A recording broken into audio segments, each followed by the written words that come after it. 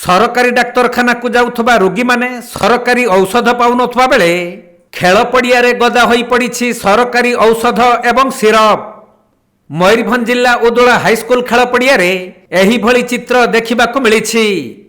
ओडिशा सरकारक द्वारा सरकारी मेडिकल को जुगाई दिया जाउथबा विभिन्न औषध खेल पड़ियार एक कोण रे फोपाड़ी दिया जाइछि,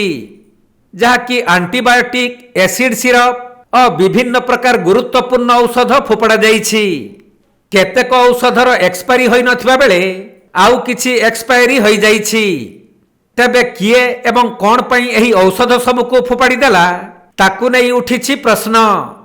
एथिप्रति विभागीय उच्चपदस्थ अधिकारी माने दृष्टि देई कार्यानुष्ठान ग्रहण करिबा अति जरूरी।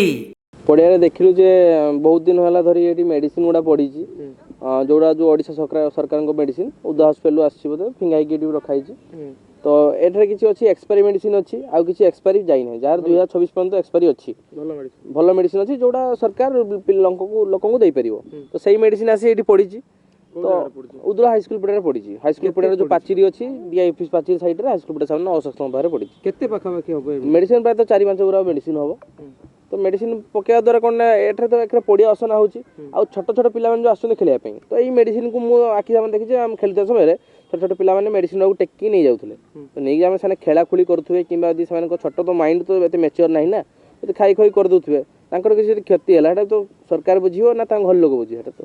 किए फिंगी जना पड़छि फिंगिला बेले तो हम किसी देखिनो कि फिंगी जे जानि पर जहां भी हेतिबो कि उदा हस्पिटल के फिंगी थिबो आइदर किबा एनएससी वाला जे फिंगी थिबे